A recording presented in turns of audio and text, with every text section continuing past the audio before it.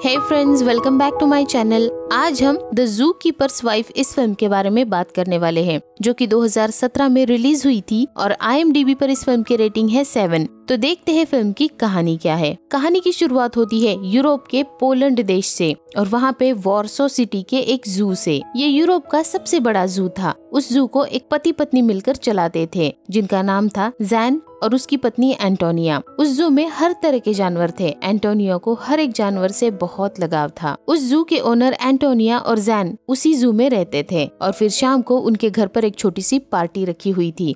वहाँ पर हैक भी आया हुआ था, जो कि जर्मन जूलॉजिस्ट है और हिटलर का हेड जूलॉजिस्ट भी वो है। हैक बर्लिन में एक जू का ओनर भी है और हैक पार्टी में सभी को अपने जू के किस्से सुनाता है कि किस तरीके से उसके जू में एक जानवर बेकाबू हो गया था और उसने उसे गोली मार दी थी। फिर हैक एंटोनिया से पियानो प्ले करने के लिए कहता है और एंटोनिया पियानो बजा रही होती है। तभी वहाँ पर एंटोनिया का बेटा भागता हुआ आता है और बताता है कि हाथी ने एक छोटे बच्चे को जन्म दिया है और एंटोनिया भागकर वहाँ पर जाती है। वो हाथी का बच्चा सांस नहीं ले पा रहा था, इसीलिए वो हथनी बेकाबू हो रही थी। जॉर्जिक एंटोनिया को दूर रहने के लिए कहता है। जॉर्जिक उस जू की देखभाल करता है, पर एंटोनिया उसके पास जाकर उस बच्चे को पंप करती है, जिससे कि वो बच्चा सांस लेने लगता है और एंटोनिया बहुत खुश हो जाती है। ये देखकर बाहर खड़े सभी लोग तालियां बजाने लगते हैं और जैन, जो कि एंटोनिया का हस्बैंड है, वो इस चीज से बहुत प्रभावित होता है और एंटोनिया की तारीफ करने लगता है। और फिर उसके बाद रात में जैन उसे कहता है कि तुम वॉर्सो छोड़कर कुछ दिनों के लिए अपने कजन के पास चली जाओ, क्योंकि जर्मनी पोलैंड पर कभी भी अटैक कर सकती है। और वो कहता है कि मैं यहाँ पर कुछ दिनों के लिए जानवरों का ध्यान रखने के लिए रुकूंगा और उसके बाद मैं भी आपके पास चला आऊंगा। लेकिन एंटोनिया इस बात से मना करती है। जैन के बहुत समझाने के बाद भी एंटोनिया नहीं मानती और फिर दिन आता है 1 दिसंबर 1939 का। एंटोनिया बाहर जू में साइकिलिंग कर रही होती है। तभी वो ऊपर आसमान में जर्मन प्लेन्स को देखती है और भागकर तुरंत अपने बेटे के पास अपने घर में आ जाती है। तभी वहाँ पर प्लेन्स बॉम्बिंग करना शुरू कर देते हैं। एंटोनिया का हस्बैंड जैन तब उस वक्त जू में नहीं था और एंटोनिया अपना सामान पैक करना शुरू कर देती है। जैसा कि जैन ने उसे बताया था कि कुछ दिनों के लिए अपने कजन के पास चली जाओ, इसीलिए वो बाहर निकलती है उसके पास जाने के लिए और जू की तरफ देखती है तो वहाँ पर बहुत अफरा तफरी मची हुई थी। कई जानवरों की बॉम्ब गिरने की वजह से मौत हो चुकी थी। बहुत सारे जानवर शहर के सड़कों पर चले गए थे और फिर एंटोनिया अपने बेटे को लेकर रेलवे स्टेशन पहुँच जाती है। स्टेशन पर अनाउंसमेंट होता है कि आज के लिए कोई भी ट्रेन नहीं है, क्योंकि जर्मन प्लेन्स आसमान में अभी भी मंडरा रहे हैं। सबको तुरंत स्टेशन छोड़ने के लिए कहा जाता है। तभी वहाँ स्टेशन पर उन्हें जैन भी मिलता है। जैन दोनों को देखकर बहुत खुश हो जाता है। वो तीनों भी फिर से अपने जू में लौट आते हैं। बॉम्बिंग की वजह से वहाँ सब कुछ तहस नहस हो चुका था और ये सब कुछ देखकर एंटोनियो को बहुत दुख होता है। शाम को रेडियो पर एक अनाउंसमेंट होता है कि जर्मन गवर्नमेंट ने पोलैंड पर अपना कंट्रोल ले लिया है। जू में भी आकर जर्मन आर्मी अपना कंट्रोल ले लेती है। रात को जैन खिड़की से बाहर देखता है, तब जर्मन सोल्जर्स निगरानी कर रहे होते हैं। दूसरे दिन वहाँ पर हैक आ जाता है। वो बताता है कि तुम्हारा जू पूरी तरह से नष्ट हो चुका है और बाकी बचे हुए जानवरों को जंग में लगने वाले सामान की तरह इस्तेमाल किया जाएगा, जैसे कि मीट या फिर सूप बनाने के लिए। ये सुनकर एंटोनिया बहुत इमोशनल होकर रोने लग जाती है। तब हैक उसे कहता है कि मैं इन जानवरों को जर्मनी ले जा सकता हूँ और जंग खत्म होने तक उनको वहाँ पर सिक्योर रख सकता हूँ। तब एंटोनिया कहती है कि अगर जंग जर्मनी तक पहुँच गई तो क्या होगा। तब हैक कहता है कि एलाइड फोर्सेस बहुत वीक है, वो जर्मनी पर कभी हमला या कब्जा नहीं कर पाएंगी। मुझे इस जू के सारे प्राइज एनिमल चाहिए, चाहे कुछ भी हो जाए, मैं उनको फ्यूचर के लिए सिक्योर करना चाहता हूँ। और फिर एंटोनिया इस बात के लिए मान जाती है। फिर रात में वो ये बात जैन को बताती है। इस पर जैन कहता है कि उसे मुझसे परमिशन लेनी चाहिए थी। वो कहती है कि हैक तो बस हमारी मदद ही करना चाहता है। तब जैन कहता है कि उसे हमारी परमिशन की वैसे भी क्या जरूरत है, वैसे भी वो हिटलर का हेड जूलॉजिस्ट है। और फिर अगले दिन हैक ट्रक लेकर आता है और उन सभी जानवरों को ट्रक में भरता है जो उसे चाहिए थे और एंटोनिया को थैंक यू कहकर वहाँ से चला जाता है। और फिर इसी तरह से दिन बीत जाते हैं और फिर सर्दियों का मौसम आता है। एंटोनिया अपने बेटे के साथ कमरे में बैठकर बुक पढ़ रही होती है। तभी बाहर हैक आ जाता है। उसके साथ कुछ सोल्जर्स भी होते हैं। वो गाड़ी से उतरकर जू में बचे हुए बाकी जानवरों को शूट करने लगता है। ये देखकर एंटोनिया बहुत डर जाती है। जॉर्जिक उन्हें रोकने की कोशिश करने लगता है, लेकिन हैक कहता है कि ये सब जानवर ठंड में सरवाइव नहीं कर पाएंगे, इसीलिए हाई कमांड से इन्हें मारने का ऑर्डर आया है। एंटोनिया ये सब देखकर बहुत रोने लग जाती है। हैक जॉर्जिक से एंटोनिया और जैन के बारे में पूछता है, लेकिन वो बताता है कि हॉलीडेज पर वो लोग बाहर चले गए हैं। वो झूठ बोल देता है, पर हैक को कहीं न कहीं पता था कि एंटोनिया यहीं पर है, लेकिन फिर भी वो गाड़ी में बैठकर वहाँ से चला जाता है। और फिर इसी तरह से 1 साल बीत जाता है और फिर समय आता है अक्टूबर 1940 का। अब पोलैंड के वॉर्सो सिटी में रहने वाले सभी जूज लोगों को गेटो में शिफ्ट किया जा रहा था। गेटो एक कैद खाना है जो जूज के लिए बनाया गया है और इस गेटो में एक साथ हजारों जूज को भरा हुआ है। और फिर हम देखते हैं कि जैन और एंटोनिया के पुराने दोस्त जाइमन और मैग्ना उनसे मिलने के लिए उनके घर पर आए हैं। दोनों जूज है। मैग्ना बताती है कि उसके हस्बैंड मॉरिस को जर्मन्स गेटो लेकर गए हैं। तब जैन पूछता है कि तुम लोग मुझसे क्या चाहते हो। तब जाइमन बताता है कि मेरे पास इंसेक्ट कलेक्शन है, मैं अपने साथ इसे गेटो में नहीं ले जा सकता हूँ, तो मैं चाहता हूँ कि तुम उसे यहाँ पर अपने साथ रखो। जाइमन बताता है कि ये मेरे पूरी जिंदगी की मेहनत है और जैन उस कलेक्शन को रखने के लिए मान जाता है। एंटोनिया को मैग्ना के लिए काफी दुख हो रहा होता है। रात को जैन को वो कहती है कि हम मैग्ना को स्टोर रूम में छुपा सकते हैं, किसी को भी पता नहीं चलेगा, पर जैन उसे बताता है कि हम ऐसा नहीं कर सकते। पर एंटोनिया के दोबारा कहने पर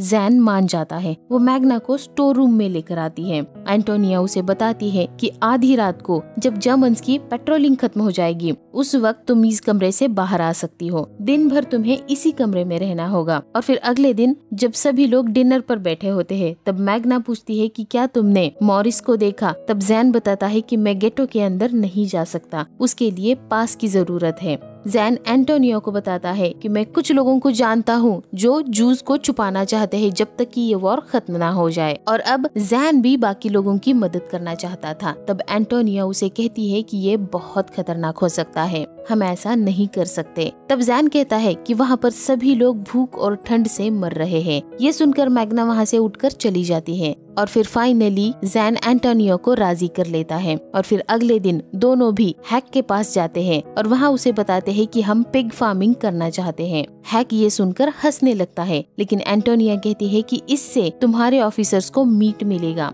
हैक कहता है कि उन पिग्स को तुम क्या खिलाओगे। तब जैन कहता है कि हम गेटो से बचा हुआ वेस्ट गार्बेज उठा लाएंगे और इन पिग्स को खिला देंगे। हैक को ये आइडिया बहुत पसंद आता है और फिर अगले ही दिन हैक ट्रक लेकर जू में आता है और वहाँ पर पिग्स को छोड़ देता है। पर ये जैन के प्लान का सिर्फ एक हिस्सा था, उसे गेटो के भीतर जाने के लिए। लेकिन साथ में जैन को डर भी लग रहा था, पर एंटोनिया उसे हिम्मत देती है। दूसरे दिन जैन गार्बेज के लिए गेटो के अंदर चला जाता है और फिर ऑफिसर उसका पास देखकर उसे अंदर जाने देते हैं। वहाँ पर जैन देखता है कि 2 जर्मन ऑफिसर एक जू लड़की के साथ जबरदस्ती कर रहे होते हैं और वो उसे लेकर भीतर चले जाते हैं। जैन ये सब देख रहा होता है। वहाँ वो मैग्ना के हस्बैंड मॉरिस से भी मिलता है। वो मैग्ना के बारे में पूछता है। जैन बताता है कि उसे तुम्हारी बहुत चिंता है। तब जैन उस छोटी लड़की का भी जिक्र मॉरिस से करता है जिसको जर्मन्स लेकर गए हैं। तब मॉरिस बताता है कि यहाँ पर कोई भी सेफ नहीं है। फिर जैन कॉजियाक से मिलता है जो एक बूढ़ा जूइश आदमी है। कॉजियाक जैन को बताता है कि हमारे पास यहाँ पर खाने के लिए कुछ भी नहीं है। तब जैन उसे बताता है कि मैं तुम्हें यहाँ से बाहर निकाल सकता हूँ, लेकिन कॉजियाक कहता है कि वो इन बच्चों को छोड़कर यहाँ से कहीं नहीं जाने वाला है। और फिर हम देखते हैं कि जैन कुछ जूस लड़कों को अपने गाड़ी में भर लेता है और उनके ऊपर गार्बेज डाल देता है जिससे कि वो जर्मन्स को दिखाई ना दे। और फिर वो उस लड़की को देखता है जिसको जर्मन्स ले गए थे। वो बहुत डरी हुई थी, जर्मन्स ने उसे काफी मारा भी था। जैन उस लड़की को आगे की सीट के नीचे बिठा देता है और लेकर निकल जाता है। जर्मन्स गाड़ी को चेक करते हैं, उन्हें सिर्फ गार्बेज ही दिखाई देता है, तो वो उसे जाने देते हैं। वो उन्हें घर लेकर आता है। वो इन 3 लड़कों को बताता है कि तुम्हें रात कैनाल में ही बितानी पड़ेगी। फिर जैन एंटोनियो को लेकर आता है और उस लड़की को दिखाता है। एंटोनिया देखती है कि वो लड़की डर से कांप रही है। वो उस लड़की को बेसमेंट में लेकर आती है। उससे वो नाम पूछती है पर वो कुछ भी नहीं बताती। एंटोनिया उसे प्रॉमिस करती है कि वो आज रात उसके साथ बेसमेंट में ही रुकेगी। सुबह उन 3 लड़कों को जैन ट्रक में छिपा देता है। ये वही ट्रक था जो पिग्स के लिए चारा लेकर आता है। जैन अंडरग्राउंड आर्मी के साथ मिलकर काम कर रहा था, जो उस वक्त जूस लोगों को सेफली देश के बाहर ट्रांसपोर्ट करने का काम कर रहे थे। एंटोनिया अभी भी बेसमेंट में ही थी। वो उस लड़की से कहती है कि अगर तुम अपने परिवार का नाम बताओ तो हम उन्हें ढूंढने की कोशिश कर सकते हैं। पर वो लड़की रो रही होती है। एंटोनिया उसे बताती है कि हम एक जू में हैं, पर बॉम्बिंग की वजह से सारे जानवर मारे गए हैं। और फिर अगले दिन जैन फिर से गेटो में जाता है और कुछ बच्चों को छिपा कर लेकर आता है। एंटोनिया सभी को बेसमेंट में ले जाती है और बताती है कि कोई भी शोर मत करना, वरना जर्मन्स को पता चल सकता है। वो बताती है कि जब मैं रात में पियानो प्ले करूँ तो समझ जाना कि सेफ है और तुम बाहर आ सकते हो, और तुम अगर दिन में पियानो सुनो तो छुप जाना। इसका मतलब होगा कि बाहर खतरा है। हर सुबह जू में एक कुक आती थी जो जर्मन्स के लिए खाना बनाती थी, पर उसे इस बात की कोई भी जानकारी नहीं थी कि यहाँ पर जूस लोग छुप कर रहते हैं। जैन जूइश लोगों के नकली दस्तावेज बनाकर उनकी पोलैंड से बाहर निकलने में मदद कर रहा था। और फिर अगले सीन में हम देखते हैं कि वो लड़की जिसे जैन गेटो से लेकर आया था वो दीवारों पे पेंटिंग कर रही है और एंटोनियो को ये काफी पसंद आता है। वो लड़की अपना नाम उर्सुला बताती है। उसकी कहानी जानकर एंटोनिया बहुत इमोशनल हो जाती है। और फिर रात को जब वो पियानो प्ले करती है तो उर्सुला भी वहाँ आ जाती है। उसे देखकर एंटोनिया काफी खुश हो जाती है। फिर हम देखते हैं कि अब उर्सुला भी बाकी लोगों के साथ घुल मिल गई है। दूसरे दिन दरवाजे पर एक दस्तक होती है। इन्हें लगता है कि जर्मन्स आ गए हैं। एंटोनिया पियानो प्ले करती है और सभी लोग चुप जाते हैं। जैन दरवाजा खोलता है और देखता है कि सामने एक शख्स है। वो गेटो से आया हुआ है। वो अपना नाम जिंगलर बताता है। वो बताता है कि मैं गेटो लेबर ब्यूरो से बग्स का कलेक्शन देखने के लिए आया हूँ। अल्सर की वजह से जाइमन की डेथ हो गई है और वो जैन से रिक्वेस्ट करता है कि गेटो से जूस लोगों को निकालने में उसकी मदद करे। गेटो में 2 दरवाजे हैं। मैं वहाँ तुम्हारे काम करने के पेपर्स बनवा सकता हूँ। जिंगलर जैन के लेबर ब्यूरो के पेपर्स बनवा देता है। दूसरे दिन जैन मॉरिस को अपने साथ गेटो से बाहर लेकर आता है। घर पर मैग्ना उसे देखकर बहुत इमोशनल हो जाती है और रात में मॉरिस सबके साथ बैठा होता है। वो बताता है कि तुम मुझे यहाँ पर लेकर आए हो, तुम मुसीबत में पड़ सकते हो। और फिर एंटोनिया पियानो प्ले करती है। घर में छिपे सभी लोग बाहर आ जाते हैं और सबको देखकर मॉरिस रोने लग जाता है। उसके अगले सीन में हम देखते हैं कि जैन और एंटोनिया के बीच में काफी दूरी आ गई है, क्योंकि हैक एंटोनिया से मिलने के लिए आता है। हैक एंटोनिया से काफी अट्रैक्टेड है। इस बात का पता जैन को चल जाता है, पर एंटोनिया चाहती है कि हैक को जूस लोगों के बारे में कुछ भी पता ना चले, इसीलिए उसे कभी नहीं रोकती थी। और फिर अगले दिन मॉरिस एंटोनिया से बात कर रहा होता है। तब वो कहता है कि जंग ने सब कुछ बदल दिया है, अब कुछ भी पहले जैसा नहीं रहा है। फिर नेक्स्ट सीन में हम देखते हैं कि 1942 अगस्त का समय आ गया है। दूसरे दिन सभी को ट्रेन में भरा जाता है और सभी लोगों से उनका सामान, उनके बैग्स ले लिए जाते हैं। कंसंट्रेशन कैंप वही जगह है जहाँ पर लोगों को जिंदा जलाकर मार दिया जाता है।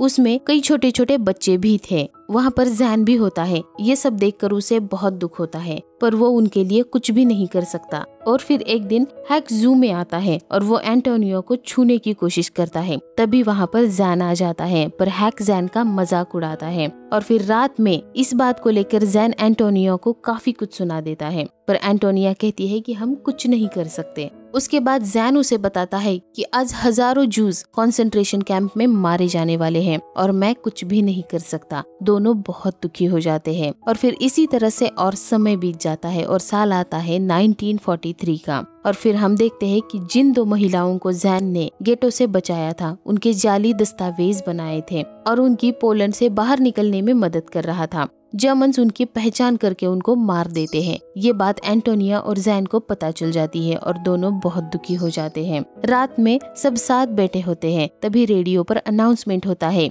कि आज हिटलर का बर्थडे है और इसी खुशी के मौके पर आज से सारे गेटो बंद कर दिए जाएंगे। तभी बाहर सबको कुछ उड़ता हुआ दिखाई देता है। एंटोनिया बाहर आती है और देखती है कि बाहर राख उड़ रही है। उसे पता चल जाता है कि जर्मन्स ने गेटो जला दिए हैं और जितने भी जूस गेटो में बचे थे सब लोग जलकर मारे जा चुके हैं। एक दिन हैक जैन को उस जगह देख लेता है जहाँ पर नकली दस्तावेज बनाए जाते हैं, तो उसे जैन पर शक हो जाता है और अगले दिन हैक उसके घर पर आ जाता है। वहाँ सिर्फ उनका बेटा था। वो बताता है कि एंटोनिया डॉक्टर के पास चली गई है और जैन दूसरे शहर में है। वो हैक से झूठ बोलता है। फिर हैक वहाँ से चला जाता है। कुछ दिनों बाद एंटोनिया एक लड़की को जन्म देती है और फिर समय आता है अगस्त 1944 का। जर्मन आर्मी कमजोर पड़ने लगी है और जैन भी पोलैंड रेजिस्टेंट आर्मी का हिस्सा बन चुका था, जो जर्मन्स के विरोध में काम करता है। एक दिन जर्मन्स पे फायर करते समय जैन को गोली लग जाती है और फिर एक शख्स आकर एंटोनिया को बताता है कि जर्मन्स उसे अपने साथ उठाकर लेकर गए हैं और किसी को नहीं पता कि वो जैन को कहाँ लेकर गए हैं। एंटोनिया ये सुनकर बहुत इमोशनल हो जाती है, बहुत दुखी हो जाती है। दूसरे दिन एंटोनिया हैक के पास चली जाती है। वो वहाँ पर देखती है कि सभी जर्मन्स सोवियत के डर से शहर छोड़कर जा रहे हैं। वहाँ वो हैक को बताती है कि मैं जैन को तलाश कर रही हूँ, उसे जर्मन्स कहीं लेकर गए हैं। एंटोनिया उसे कहती है कि क्या तुम हमारी दोस्ती के लिए इतना भी नहीं कर सकते। तब हैक उसके साथ जबरदस्ती करने की कोशिश करता है, पर एंटोनिया उसका साथ नहीं देती और इसकी वजह से हैक को एंटोनिया पर शक हो जाता है कि वो कुछ न कुछ उससे छुपा रही है और फिर वो जू को सर्च करने के लिए वहाँ से निकल पड़ता है। एंटोनिया भागते हुए जू में आ जाती है और सभी जूस को बाहर निकालकर एक ट्रक में भरकर वहाँ से कहीं और जाने के लिए कहती है। एंटोनिया का बेटा घर पर ही था, वो उसे बेसमेंट में छुपाकर लॉक कर देती है और उसके बाद हैक वहाँ पर जर्मन्स को लेकर आ जाता है। हैक बेसमेंट में जाता है, वहाँ वो उर्सुला के बनाए हुए ड्राइंग्स देख लेता है। उसे पता चल जाता है कि यहाँ पर जूस लोगों को छुपा कर रखा गया था। वो देखता है कि बेसमेंट से रेस भागता हुआ जा रहा है। वो उसका पीछा करता है और रेस को शूट करने जाता है, पर एंटोनिया उसे रोक देती है। वो एंटोनिया को एक पिंजरे में बंद कर देता है और रेस को शूट करने चला जाता है और एंटोनिया को एक गन शॉट सुनाई देता है और वो रोने लग जाती है। लेकिन हैक ने रेस को नहीं मारा था और वहाँ से फिर वो दोनों पोलिश रेफ्यूजी कैंप में चले जाते हैं। आगे हम एक साल बाद का समय देखते हैं, साल 1945 का, जब वॉर खत्म हो चुका था। एंटोनिया और रेज फिर से अपने जू में लौट कर आते हैं, जहाँ पर जॉर्जिक पहले से ही उनका इंतजार कर रहा था। वो दोनों को देखकर बहुत खुश हो जाता है और वो सब मिलकर जू को पहले की तरह बनाने में लग जाते हैं। एंटोनिया को जैन की याद आने लगती है, बस वही अकेला यहाँ पर नहीं था। और फिर कुछ दिनों बाद अचानक से जैन एक दिन जू में आ जाता है। वो किसी तरह से जर्मन से बच गया था। एंटोनिया उसे देखकर बहुत इमोशनल हो जाती है और जैन भी अपने परिवार को देखकर इमोशनल हो जाता है और सभी लोग रोने लग जाते हैं और फिल्म यहीं पर खत्म हो जाती है। ये फिल्म एक सच्ची घटना पर बनाई गई थी। जब जर्मनी ने पोलैंड पर हमला किया था, तब वॉर्सो जू में 300 जूज लोगों को एंटोनिया और जैन ने छिपा कर रखा था। कुछ लोग सालों तक वहाँ पर रहे थे और कुछ लोग बस कुछ रातों तक वहाँ रुके थे। हैक अपने जू बर्लिन वापस चला गया था, पर अमेरिकन बॉम्बिंग के दौरान उसका जू पूरी तरह से तबाह हो गया था और एंटोनिया और जैन ने वॉर्सो जू को फिर से रिबिल्ड किया था। वो जू आज भी प्रेजेंट टाइम तक मौजूद है। तो आपको इस फिल्म की स्टोरी कैसी लगी कमेंट करके बताइए। वीडियो को लाइक करिए, चैनल को सब्सक्राइब करिए और अपने फ्रेंड्स के साथ शेयर भी करिए। And finally thanks for watching. Bye bye.